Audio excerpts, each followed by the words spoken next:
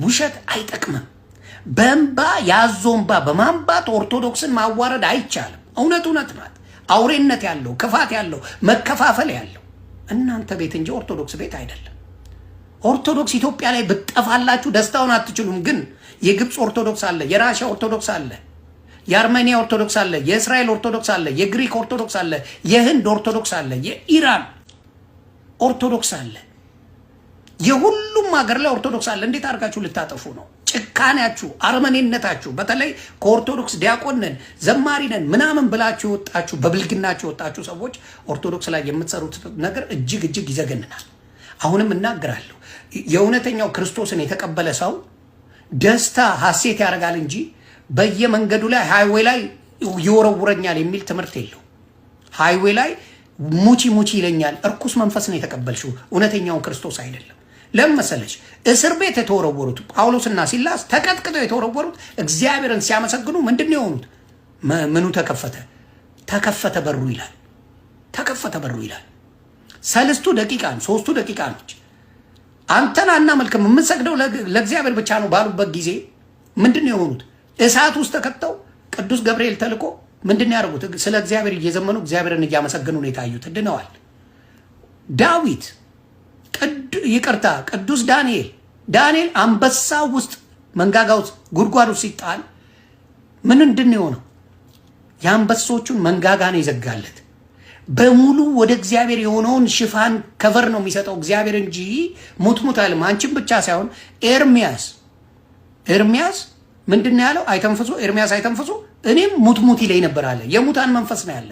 የክርስቶስ መንፈስ አያል ነው፣ ደስታ ነው። በእስር ቤት ሆነ እንኳን የምትደሰትበት መንፈስ ነው። ኢንጆይ ነው የምታደርገው።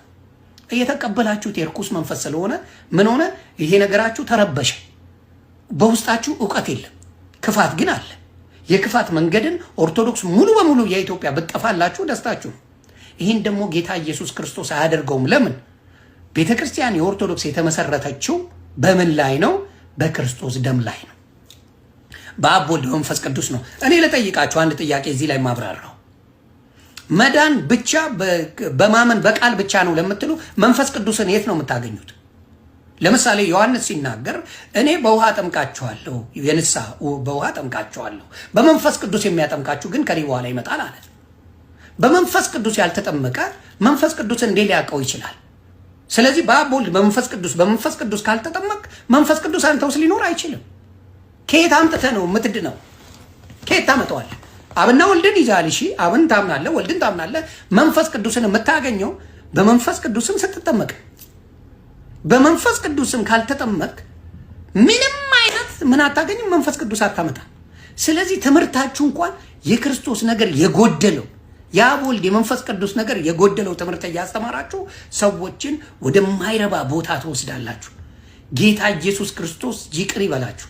ትምህርታችሁ እንኳን የተጣመመ እንደሆነ ማሳያ ነው። ሌላው ክርስቶስ መስቀሉ ላይ ያለ ሲሰቀል ውሃና ደም ነው የወጣው። ክርስቶስ ውሃና ደም ነው የወጣው። ውሃ እኛ ብንወጋ ቀኑ ሙሉ ስትወጋኝ ብትውል ውሃ አይወጣኝም፣ እኔ ደም ብቻ ነው የሚፈጸም። ስለዚህ የክርስቶስ ከጥምቀቱና ከደሙ ካልተገናኘን ክርስቶስን ማግኘት አንችልም። የመዳኛ መዳኑ አንደኛው ጥምቀት ነው፣ መዳን ነው። መዳን በቃሉ ነው፣ ጥምቀቱ ነው፣ ቁርባኑ ነው። እነዚህን አንድ ላይ ካለ ክርስቶስን ልታገኘው አትችልም። ምክንያቱም መንፈስ ቅዱስን የምታገኘው ስትጠመቅ ነው። ምን ሰው ከመንፈስና ከውሃ ካልተጠመቀ የእግዚአብሔርን መንግስት አይወርስም ይላል መጽሐፍ ቅዱስ ሲናገር። ስለዚህ ይሄንን ነገር እንኳን የማታርጉ ሰዎች፣ በክርስቶስ የተበታተናችሁ ሰዎች እንደዚህ አይነት ሴራ ስትራገሙ ቆይታችሁ ነገራችሁ ስለተበላሻቸ ብቻ አሁን መጣችሁ በዘርፌ ከ9 ዓመት በኋላ መጣ በለቅሷ ኦርቶዶክስን ልትወቅሷ መጣችሁ። ጌታ ኢየሱስ ክርስቶስ ልቦና ይስጣችሁ ነው የምለው። እኔ ስራችሁን እግዚአብሔር በገለጠልኝ አፍርሼዋለሁ። በጌታ በኢየሱስ ስም ስራችሁ ፈርሷል። ለምን? ስታጭበረብሩበት የነበረ ስም ነው። ነቢይ ነኝ፣ ሐዋርያ ነኝ፣ የእግዚአብሔር ሰው ነኝ። አወያዩን ቀጥታ ለመውቀስ አይደለም፣ ምናልባት የማያውቀው ነገር ሊኖር ስለሚችል በሚለው ማለት ነው። ግን ስህተት ግን የሚመስል ነገር አይቻልም። አሁን አወያዩ ጋር አሁን እንደዚህ ስል ግን ጋይስ አወያዩ የመውቀስ ነገር አይደለም። ምናልባት አስቀድሞ ቢነገረው መልካም ነበር። ውይይት ሲደረግ የሚወራው የሆነ አስተምሯዊ ጉዳይ ምናምን ከሆነ ለአስተምሯዊ ጉዳዮች ላይ እኛ በምን መልኩ ነው አስተምሯዊ ጉዳዮችን በውይይት በክርክር ምናምን ደረጃ ስናቀርባቸው እንዴት ነው ትሪት የምናደርጋቸው፣ እንዴት ነው እነዚህን ነገሮች የምንመለከታቸው የሚለውን እኛ ከዚህ ቀደም በጣም በተደጋጋሚ በቃ ተናግረናል። አለቀ። እሱ የተዘጋ ጉዳይ ነው እና እሱ በግልጽ ለአወያዩ ቢነገረው ጥሩ ነበር። ምናልባት ተነግሮት ከሆነ ሳየው ግን የማስበው ምንድነው በግልጽ አይ ይሄ ከዚህ እንደዚህ እንደዚህ ነው እና እኛ ስንወያይ በዚህ መልኩ ነው ምን እያልኩኝ እንደሆነ አሳውቃቸዋለሁ። እሺ ቀጠል አድርጌ እንዴት ነው የምንወያየው የሚለውን ከዚህ ቀደም በስፋት የተናገር ነው። ያው እናንተ ሁላችሁም ታውቁታላችሁ። ለዛ ነው ብዙዎቻችሁ ፈን ሆኖባችሁ ያለፈው። ግን ምናልባት የማያውቅ ሰው ካለ የተወሰነ ነገር እላችኋለሁ እና ለአወያዩ አስቀድሞ ቢነገረው ጥሩ ነበረ። ለምንድነው ጥሩ ነበር ያልኩት? መሀል ላይ ውይይቱ ላይ የሚናገርበትን መንገድ አልወደድኩትም። እኔ ጋር የደረሰችው ያቺ ቪዲዮ ላይ ማለት ነው። ሌላው ላይ አላውቅም።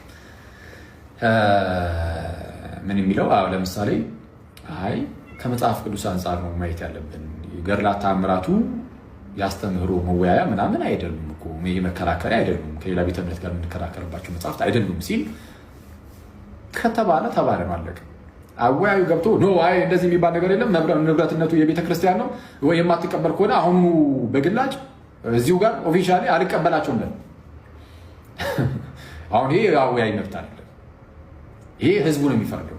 አወያዩ ይሄ አሁን ይሄ አይመለከቱም። እውነቱን ለመናገር በጣም ይቅርታ በያዝድ ሆንኩኝ አይደለም። እኔም ግን እንደነዚህ ነገሮች ባይባሉ አሁን እንደነዚህ ነገሮች እንዲባል ያደረገው ግን ምናልባት ማለት ነው ብዬ ሳስበው አወያዩ እንደዚህ ያለበት ምክንያት በደንብ እንደው ፌር ለመሆን ማለት ነው አስቀድሞ ስላልተነገረው ወንድማችን ኤርሚያስ ደግሞ የገድላቱን አምን ላይ ያነሳ ጥያቄ ስላነሳ ሆን ብሎ በቃ እንደው መልስ ላለመመለስ እየተሸሸ መስሎት ሊሆን ይችላል።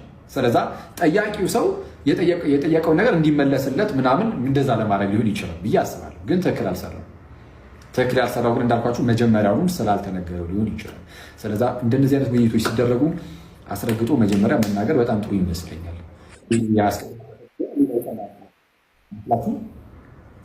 እኔ ይመስለኛል